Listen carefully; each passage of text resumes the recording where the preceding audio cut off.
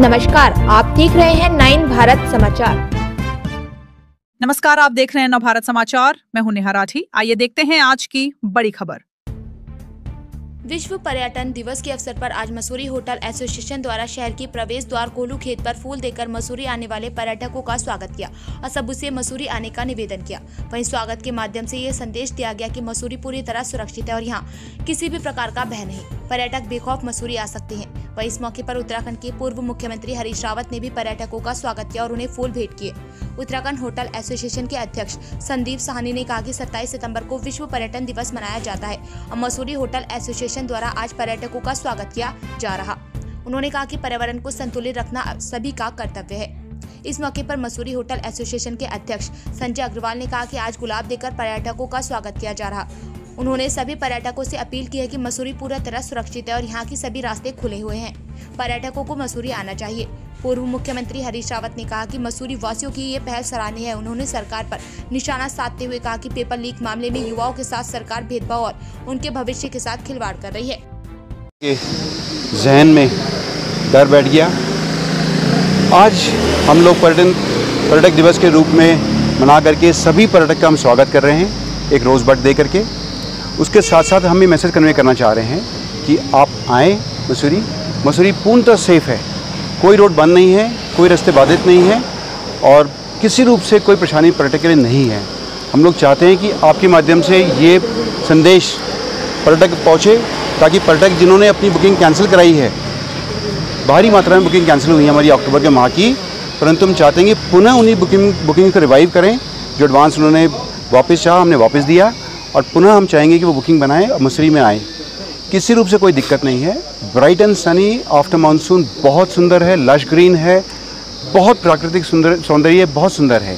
इसी भांति अगर वो आएंगे तो आकर के 4 लोगों को और बताएंगे, वापस जा कर के सोशल मीडिया के माध्यम से कन्वे करेंगे कि मसूरी की जो गलत अफवाह फैली हुई है वो निराधार है, किसी रूप से कोई बाधा नहीं है, कोई परेशानी नहीं है और पर्यटक जो है मसूरी में आ सकते हैं। बहुत अच्छा लगा कि हमारे मसूरी के साथी जो हैं, जो होटलियर्स हैं, दूसरे लोग हैं जो हॉस्पिटैलिटी और दूसरे सेक्टर से जुड़े हुए हैं, सब लोग जो है पर्यटकों का स्वागत कर रहे हैं।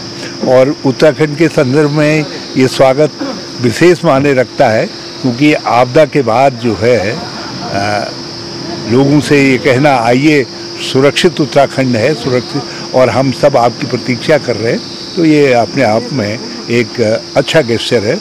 उसके लिए मैं जो है जो हमारी एसोसिएशन है इसको बहुत बधाई देता हूँ। सर, आपदा के बाद सरकार को कितने नंबर देना चाहेंगे, आपकी कितना राहत कार्य पहुँचाएंगे? आज एक अच्छा दिन है तो इस दिन जो है आप ये बात न पूछिए, नहीं तो शून्य वाला आ जाएगा। हम चाहते हैं कि 10 नंबर वाली बात आए, 9 नंबर वाली बात आए। वो है पर्यटन दिवस की जो है और मसूरी के लोगों के प्रयास की जो है। अब सरकार इसमें क्या प्रयास अपना जोड़ेगी उस पर बाद में बात करेंगे। सर, आपने नारा दिया है वो जो पेपर छोड़ गद्दी छोड़, उसमें आपने किस तरीके से देखते हैं पूरे प्रकरण को? हम ये तो पेपर चोर, ये तो कई चीज़ की चोरी कर रहे हैं और सबसे बड़ी बात है लोगों के विश्वास की चोरी कर रहे हैं। ये सरकार विश्वास की भी चोरी कर रही है, वोट की भी चोरी कर रही है। अब तो ये सिद्ध हो गया है कि कई जगह अब तो कोर्ट ने भी मान लिया, सुप्रीम कोर्ट ने भी इनको फटकार लगाई है और ये कई जगह लोगों के नाम दर्ज करवाते हैं और इनकी पार्टी के लोग हैं जो कई जगह नाम दर्ज करते हैं।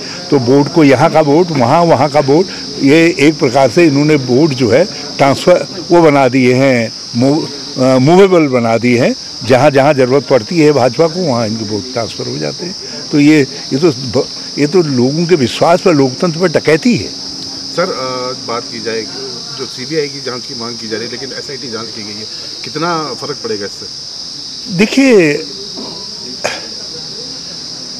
जब एक बात नौजवानों के दिल में बैठ गई है, मैं सीबीआई पे भी विश्वास नहीं करता क्योंकि ये तो सरकार के कब्जे का तोता है, लेकिन नौजवानों के दिमाग में बैठ गई है कि सीबीआई की जांच, तो हमने कहा यदि हाईकोर्ट मॉनिटर्ड सीबीआई की जांच होती है तो अच्छी बात है, इसको करिए, करना चाहिए, मानना चाहिए।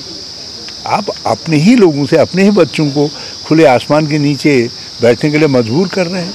और उनको उनके आंदोलन को बदनाम करने के लिए कुछ ऐसे ऐसे शब्दों का कुअर्थ निकाल करके उनको उनके लिए इस्तेमाल करने का काम कर रहे हैं, तो अच्छी बात नहीं है। अपने बच्चों से, अपने कर्मचारियों से, अपने लोगों से लड़ करके कोई भी सरकार जो है अच्छी सरकार नहीं कहलाती। सर एक छोटा सा आखिरी सवाल सर, 2027 के चुनाव सर पर हैं, कांग्रेस पार्टी किस तरीके से दिखती है? अरे इसमें कांग्रेस जी भाजपाई कई होंगे, अब इनके सामने सब बातें हैं। एक किस तरीके से देखेंगे सर 2017 के चुनाव? अभी तो ये परिवर्तन का चुनाव है।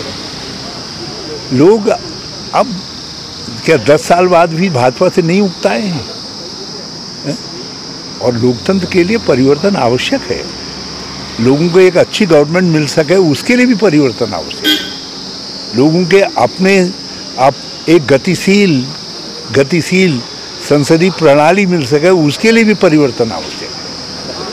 सर जैसे ये क्योंकि पूरा उत्तराखंड जो है टूरिज्म पे निर्भर करता है, जैसे 2013 में केदारनाथ आपदा में आपने बहुत बड़ा स्टेप लिया था और पूरी पटरी पे गाड़ी आई थी, अभी क्या संदेश देंगे सरकार को सर कि जो अभी टूरिज्म? देखिए, मुझे बहुत तकलीफ इस बात की है कि ये राज्य सरकार अभी उत्तराखंड का कंसेप्ट भी ठीक तरीके से तैयार नहीं कर पाई और उस पर काम करना चाहिए। हमारा टूरिज्म जो है इस तरीके की वर्षा काल में कहीं अति वर्षा होगी, कोई टूट फूट होगी, उस पर आधारित नहीं होना चाहिए, मौसम पर आधारित भी नहीं होना चाहिए। हमको टूरिज्म को एक व्यापक फैसिलिटी के रूप में डेवलप करना चाहिए जो सभी इन चीज़ों के लिए रेसिलेंट हो और लोग जो है वर्ष भर उत्तराखंड आना पसंद करें, मसूरी आना पसंद करें, उसके लिए हमको प्रयास करना चाहिए। सर एक सवाल और है सर, जो यहाँ के विधायक भी हैं इस समय, काबीना मंत्री भी हैं गणेश जोशी, कई आरोप उन पर लगे हैं, सीबीआई जांच की बात भी की जा रही है, आयसैनिक संपत्ति का मामला है, सैन्य धाम घोटाला मामला है, उद्यान विभाग। लेकिन कांग्रेस पार्टी कहीं भी मुखर नहीं दिखाई देती। यदि नौजवान कभी किसी के घर में रुपया खोजने जाएंगे तो मैं कहूँगा भाई पहले जो है गणेश जोशी जी के घर में जाना, उसके बाद फिर मेरे घर में भी आना, ताकि